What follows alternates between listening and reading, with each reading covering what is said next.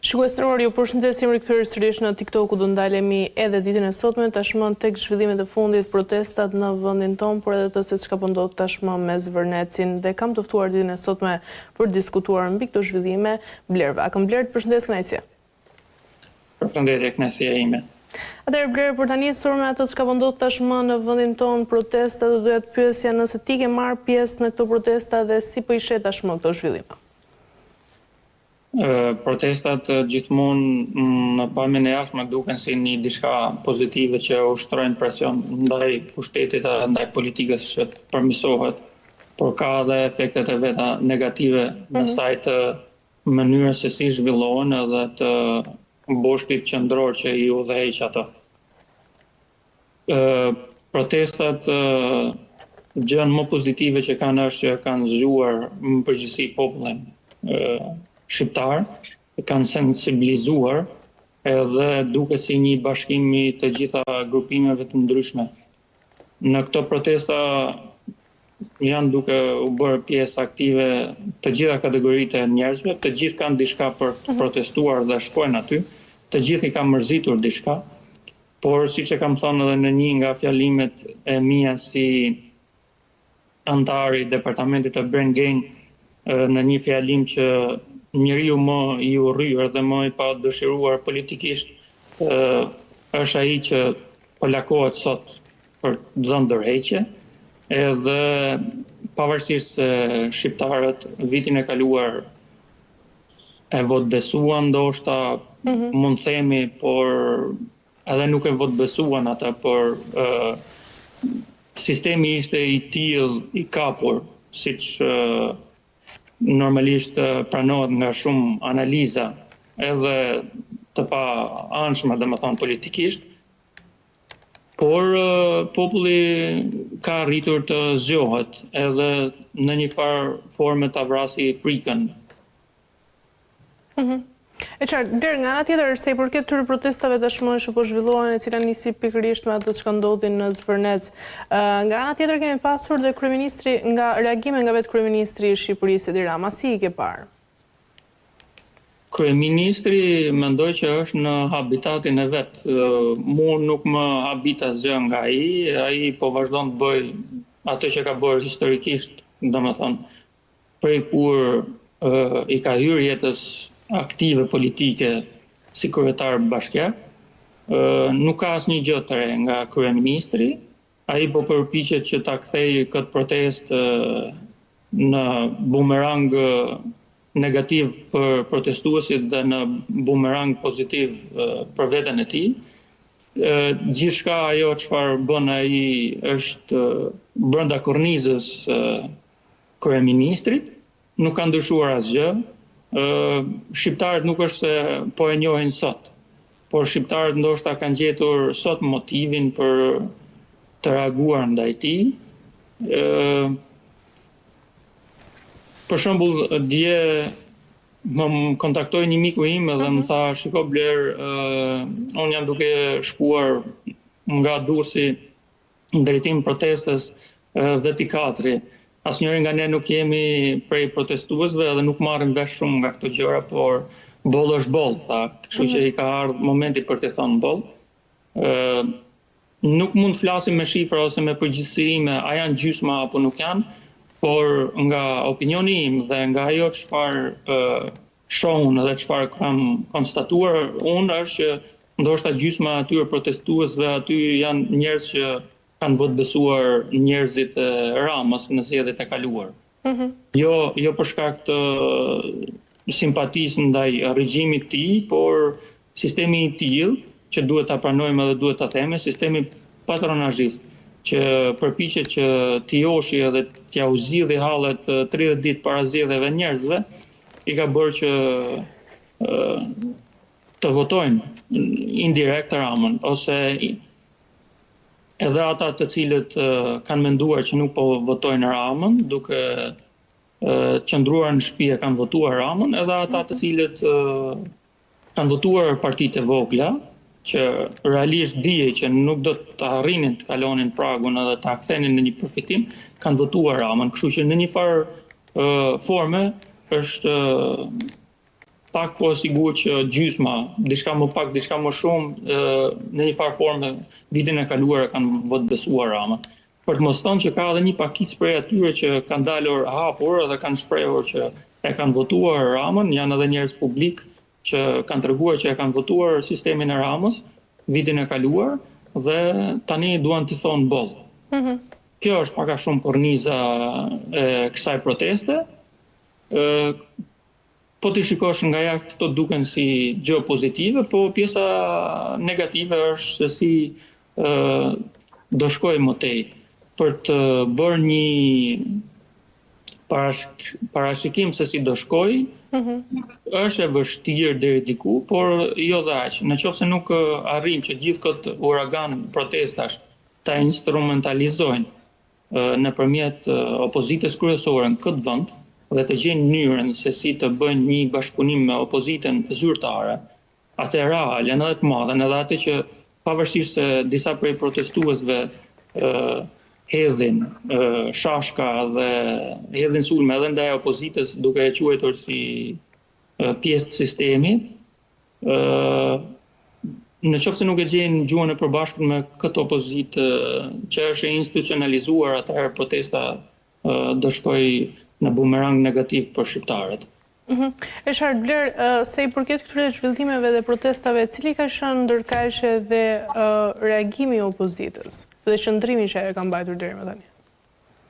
Shiko, jo pse jam pjesë e departamentit Brain Gain, por dhe një prej arsyeve që pse jam pjesë e departamentit Brain Gain është thjeshtësisht diçka filozofike dhe ideologjike në diskursin tim politik edhe brenda, por normalisht edhe publikisht kam shprehur që mënyra e vetme për të vendosur një përparim edhe një zhvillim për vendin është të instrumentalizohet opozitarizmi në vend edhe të luftohet nëpërmjet ideologjisë.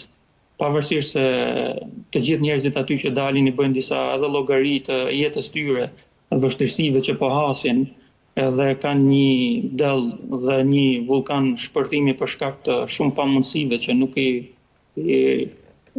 arrin të realizojnë disa gjëra në këtë vend, në thelb duhet një bosht shumë i fortë ideologjik për të mbajtur protestën, meqense po flasim për protestën, por realisht edhe për të bërë një rotacion edhe për të bërë një zhvillim dhe një integrim të Shqipërisë. Protesta, duhet ta themi edhe këtë, që mos ta harroj, kjo protestë, sa është e sinqert, ka dhe pjesën e hipokrizisë brenda. Që do të thotë? Siç e thash edhe më parë, që një pjesë e këtyre e kanë votbesuar këtë regjim. Opozita ka qenë konsistente, dhe duke qenë konsistente ka kërkuar që kjo protestë të realizojë dhe të zhvillohej shumë kohë më para. Ka qenë denoncuese ndaj gjithë atyre gjërave që secili prej atyre protestuesve në mënyrë individuale i denoncon. Pastaj kjo protestë në përgjithësi disa prej atyre që kanë marrë fjalën edhe prej atyre që kanë marrë iniciativa, po themi, kanë dalë në 4-5 pika. Në pikën kryesore dorëheqjen e Edi Ramës dhe pastaj shfuqizimin e ligjeve jo për investitor strategjike, paketën e maleve e tjerë, por problemi nuk janë vetëm këto. Problemet janë shumë më të mëdha, ai shprehin edhe protestuesit, edhe ata që marrin fjalën në mikrofon gjatë protestave, por edhe po ti pyesësh një për një prej atyre arsyet pse po protestojnë janë nga më të ndryshmet edhe të shumtat. Pra, a ishte zvërneci Bler, le të themi maja e icebergut që ndezi të gjithë të revoltë qytetare? Zvërneci dhe mënyra se si erdhën situatat, fakti që në sytë e policisë shtetit një polici private shkelte ligjin, mënyra se si reagoi pastaj policia institucionale, Ministria e Brendshme, kryeministrit, ishin një kështu një atmosferë që krijoi një shpërthim shumë të madh tek njerëzit, një frikë ata vazhdimisht kanë qenë në frikë dhe kjo ka qenë ndoshta edhe arsyeja pse nuk kanë reaguar, por shkoi në limitin që nuk më mbante më. Përveç pjesës që duhet ta them që janë prish shumë ekuilibra këtë herë, shumë ekuilibra të cilët kanë ndikuar që qoftë edhe nëpërmjet rrjeteve sociale, qoftë edhe nëpërmjet thirrjeve të disa njerëzve që janë mediatik, preken edhe të sensibilizohen zemrat e njerëzve.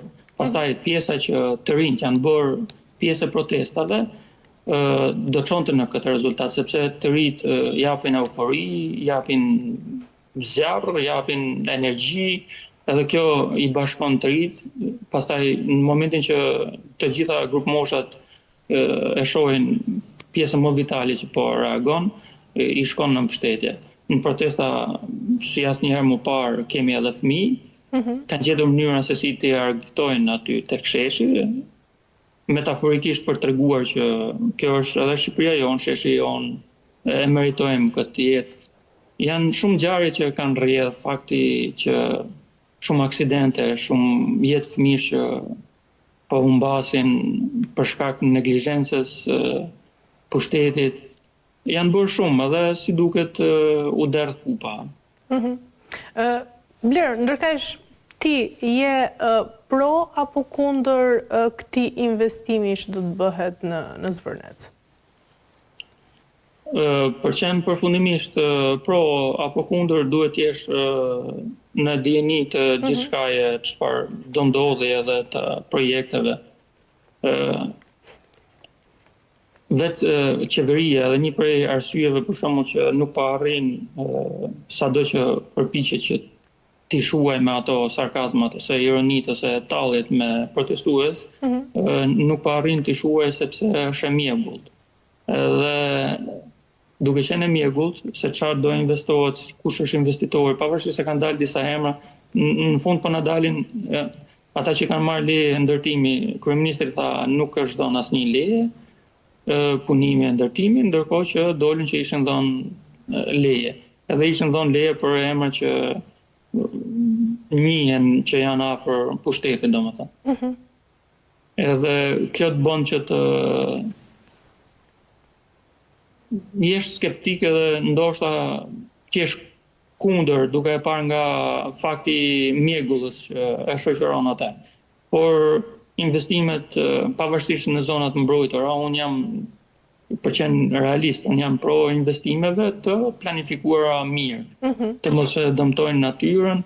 Nuk më pëlqen të jem edhe si qaramanat ambientalistë të cilët vazhdojnë edhe qajnë për një gjie, për një ishull që nuk është se dëmtohet në ato parametra siç reklamohet, ndërkohë që në jetën e tyre përditshme në vazhdimsi nuk prekupohen as për ndotjen reale që ndodh nëpër rrugët e qyteteve tona, nuk sensibilizojnë për një transport më të mirë publik me trene, me elektricitete.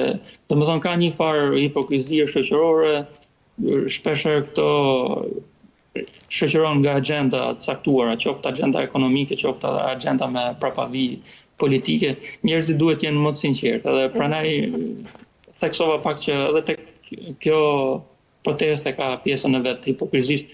Nuk mund të më mbështes çdo gjë dhe them që është gjithçka okay në këtë pjesë të protestës, sepse nuk është e nevojshme që të shprehemi pozitivisht edhe të ndryshojmë deklaratat edhe qëndrimet tona për shkak nevojës për t'u pëlqyer nga të tjerët.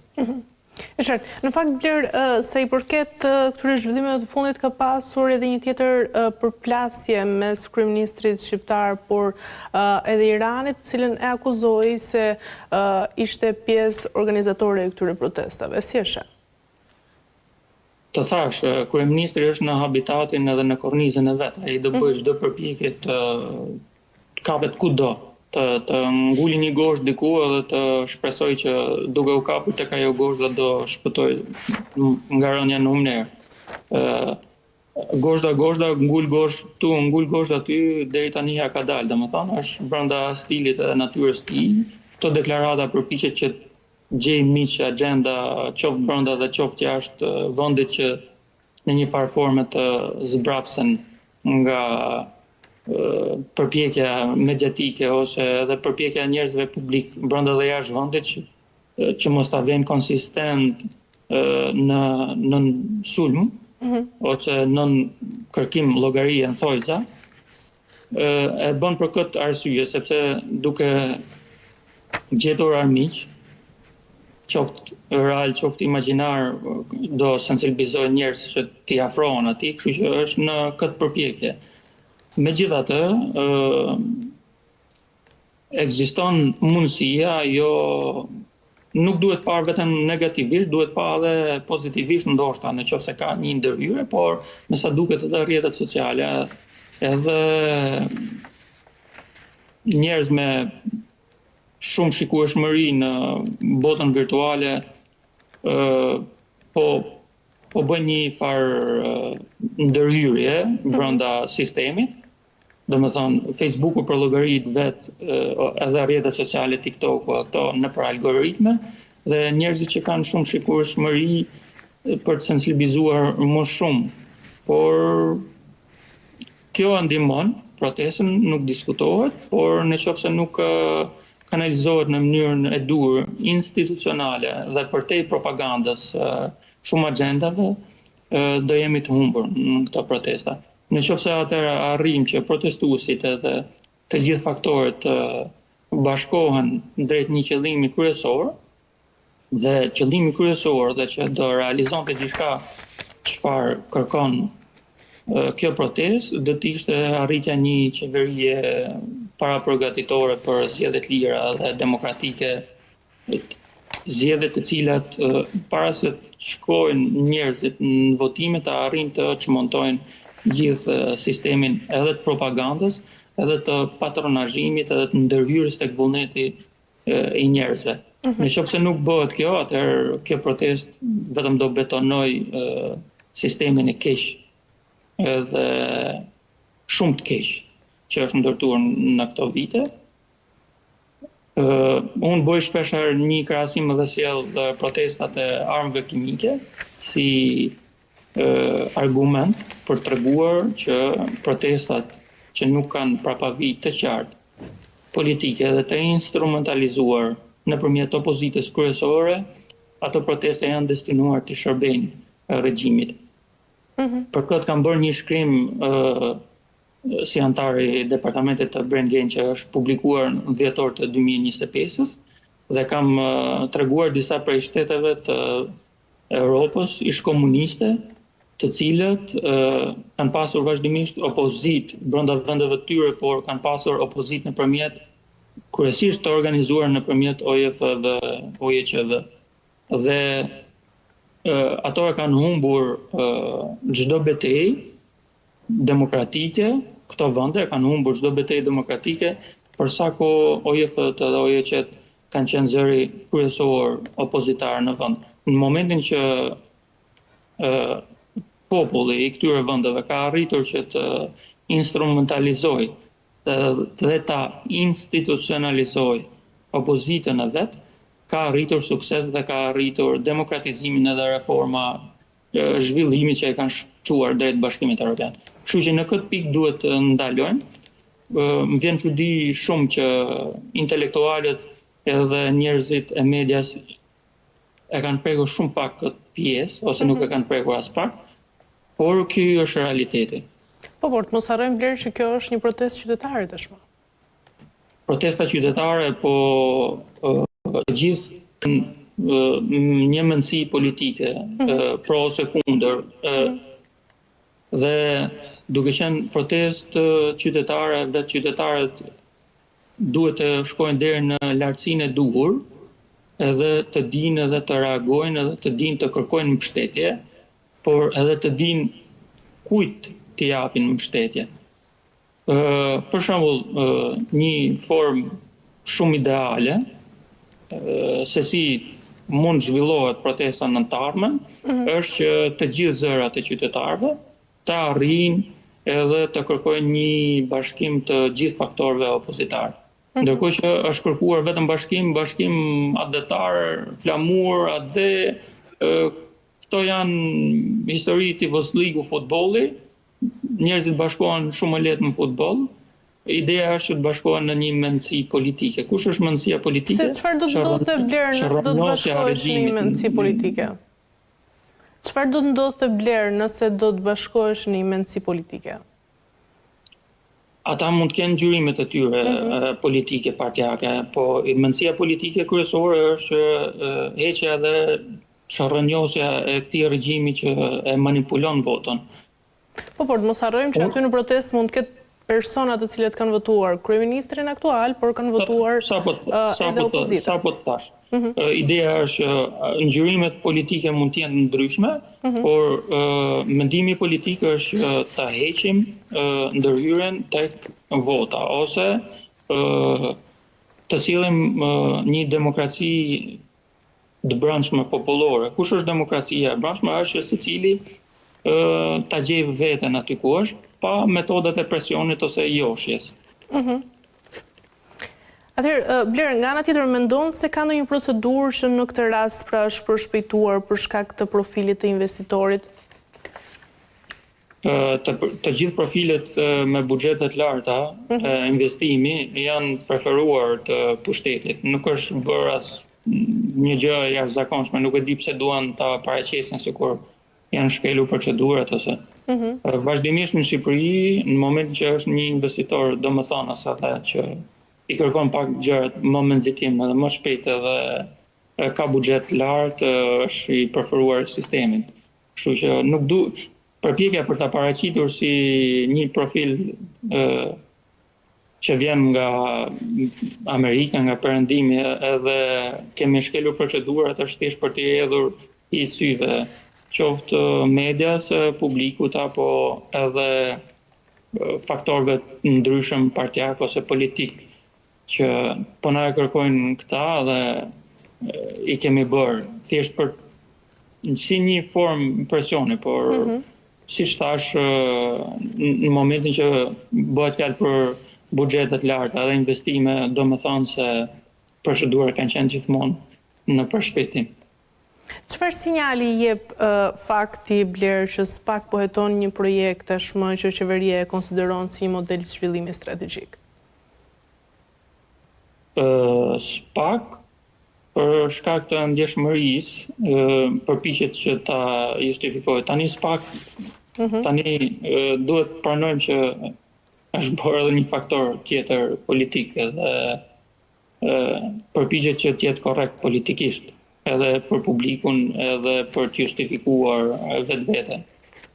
Unë jam skeptik për SPAK, me keqe ardhje, e kam thonë edhe në për studiot tuaja, sepse duhet të reagoj edhe duhet sjell shumë gjëra më pozitive për vendin, për sa kohë dikur ka pasur besueshmërinë edhe vetbesimin e gjithë parlamentit, majtas edhe djathtas, dhe duhet ta justifikonte këtë. Por mbi gjitha, përveç votave në parlament, që mund të nxirren tjera pretendime lidhe me këto votime, që janë bërë në parlament, kryesore është që duhet të justifikojë besimin e qytetarëve, që gradojnë SPAK-un si një institucion relativisht me besueshmëri, por për që qenë i besueshëm duhet të japësh prova. Dhe nuk mund të japësh prova vetëm sepse ti ke hapur hetime apo sepse ti po mbyll hetimet. Drejtësia e vjetër ka dërguar njerëz dhe zyrtar prapa hekurave. E ka bërë drejtësia e Berishës, e ka bërë në mënyrë domethënëse madje, e ka bërë edhe drejtësia e vjetër e viteve të para të rilindjes, por SPAK duhet justifikoj besimin e qytetarëve. Bler, nga ana tjetër kryeministri ka thënë se pas këtyre protestave dhe reagimeve fshihen interesa politike sipas tij. Pra, mendon se rrezikon e gjithë kjo qasje tashmë të zhvlerësoj shqetësimet, legjitimet të gjithë atyre qytetarëve që po protestojnë në shesh? Shqetësimet legjitime aty kanë qenë edhe prandaj ngul më e fortë edhe them që ja për shembull këto ditë janë targetuar nga një grup i vogël. Unë besoj se janë shumë i vogël, janë targetuar element opozitës institucionale ose të forumit rinor të Partisë Demokratike si të bëjnë edhe një farë derivimi politik që nuk është fare e hishme edhe po ta marrim në mënyrë shumë reale edhe të sinqert ta të ri kanë qenë në çdo kauzë, në çdo opozit, në çdo protestë, edhe në protestat me prapavi të qartë politike ose partijake, por kanë qenë edhe në opozita qytetare. Forumi rinor ka qenë një prej zërave më të sinqerta dhe më domethënës gjatë kësaj kohe. Ka reaguar edhe duke qenë pjesë e shumë organizimeve, por janë vazhdimisht aktiv edhe në rrjetet sociale, janë të padorëzuar. Kështu që ashtu si edhe departamentet tjera, për shembull të partive politike të opozitës, por po flasim për këta të ri që po sulmohen edhe po shpallen si armiku i popullit ose armiqtë e popullit. Një gjë shumë e pahishme, edhe në qoftë se do vazhdohet në këtë mënyrë, do kemi efekte negative. Si ke parë Blerë ndërkaq dhe thirrjen e vetë atyre protestuesve të cilët kërkojnë mes pankartave, por sigurisht edhe thirrjet e tyre Ramën burg, por edhe Berishën burg? Por qeni sinqert, se ndoshta miqtë mi, kolegë tjerë, ndoshta mund të rezervohen të kjo pjesë për ta thënë, por fakti që thrasin Berishën burg, ndoshta Berishën nuk e shqetësojnë as pak. Pse? Sepse në qoftë se ky projekt, që unë kam dyshimet e mia, që nuk besoj që t'jetë projekt i familjes Trump, por në qoftë se është një projekt i familjes Trump, fakti që ata targetojnë Berishën, dhe thonë Berishën burg, po e nis tek Berisha, Berishën burg thjesht e pastrojnë Berishën nga pretendimi që mund bëj pushteti që nuk po na le Berisha dhe opozita për t'ju sjell ju investitor në Shqipëri dhe në Ballkan ose për t'sjell investime nga Amerika, domethënë. Mund ta përdorin këtë kartë, pushteti mund ta përdorte si kartë që këto protesta po i zhvillon Berisha si një anti-amerikanizëm etj. Domethënë kjo nuk e shqetëson Berishën, besoj. I shqetëson opozitar edhe demokrat të cilët nuk i duket as pak e hishme dhe as pak e sinqertë edhe vërtet që të barazosh Edi Ramën me Berishën. Berishës për çështjen e Partizanit që kanë dërguar në SPAK janë hap dhe janë bërë artikuj që në 2010-ën, në 2011-ën, edhe prap duke i quar në përgjykata, duke i quar edhe në SPAK edhe nuk po arrin t'i gjejnë vërtet fakte reale, jo prapavi politike, por reale juridike, se si ta kryqëzojnë Berishën. Edhe si mund ta barazosh, për shembull, Berishën në burg me Ramën burg, kur për Ramën edhe për ministrat e tij, për drejtorët e tij, për kryetarët e bashkisë të tij, për vetë diskursin politik të Ramës, ka prova për shembull të implikimeve domethënëse. Domethënë këtu duhet pa çështja që demokrat caktuar ose opozitar caktuar i shqetëson ky barazim. Sepse duket sikur e relativizon për shembull dëmin e këtyre 13 viteve të rilindjes. Ky është shqetësim, kurse për Ramën edhe vetët të siguroj që edhe vetët do ndiheshin për shembull të çliruar në qoftë se Rama me fijet e veta do të çmontohej për shembull. Qartë. Mirë, Blerë, ndërkaq do duhet ndalesha për të mbyllur tek një lajm i fundit i cili tashmë po qarkullon në media, ku Shtetet e Bashkuara të Amerikës i kanë hequr në ngratën zotit Berisha dhe familjes së tij të vendosur në 19 maj të vitit 2021. Sa e vërtetë është kjo, Blerë? Unë besoj që është shumë e vërtetë dhe unë sapo e lexova diku, domethënë para pak minutash, pritej kjo, ishim në pritje të kësaj, sepse për shkak të vetë dosjes, pa dosje që ishte atje, ose për shkak pretendimeve, për shkak disa informacioneve që dolën si prapavije edhe si fushat e rilindjes edhe Sorosit ndaj familjes Berisha për ta kryqëzuar politikisht.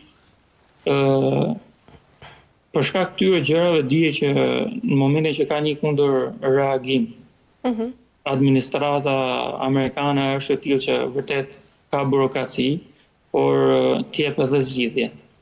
Edhe pritej, e prisni më herët, për thënë në vërtetën, por ky është një lajm i mirë edhe një deklaratë ose një prononcim akoma më zyrtar edhe të institucionit do të ishte shumë pozitiv në qoftë se të gjithë ata njerëz që protestojnë aty do ta kuptonin drejt. Dhe kush është kuptimi drejt? Fakti që Amerika e ka pranuar që persona caktuar, njerëz të caktuar, të administratës kaluar kanë gabuar, ndoshta për informacioneve të gabuara ose për shkak të presionit të ndryshëm politik brenda Amerikës ose edhe jashtë Amerikës, kanë bërë një shpallje non grata të padrejtë, domethënë.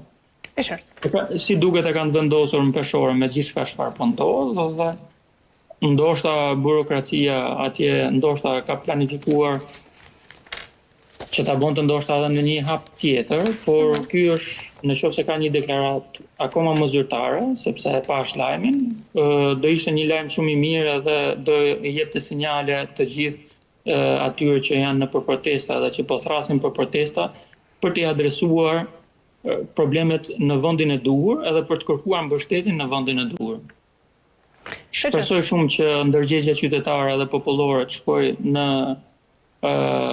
kufit e thyrjes së egos personale ose asaj çfarë kanë deklaruar më përpara, sepse njerëzit duke u vënë kundër për shembull opozitës vazhdimisht kanë dëmtuar vetveten, ata nuk e kuptojnë, edhe qytetarët, edhe njerëz të medias, edhe njerëz publik, duke vendosur vazhdimisht opozitën nën shënjestër, ata kanë dëmtuar më shumë vetveten se opozita, se opozita aty është partia politike e dyta me gjithë infrastrukturën e manipulimit votës, është e dyta në vend. Shpresojmë që të bëhet e para dhe që qytetarët bashkohen tek fakti i një kthimi edhe një suksesi politik kombëtar që është hasur nga 2005 deri në 2009 së paku. Sepse janë bërë shumë arritje, domethënë se që janë pranuar nga gjithë faktorët. Dikur mbani mend njerëz me pozicione dhe me profile të majta që në 2009 për shembull kishte shumë deklarata nga krahu mat që thoshin nëse Berisha arrin që të çojë në Prishtinë edhe të hapi tunelin e Kalimashit para zgjedhjeve të 2009-s, ne do votojmë Berishën 2009, kështu që nuk janë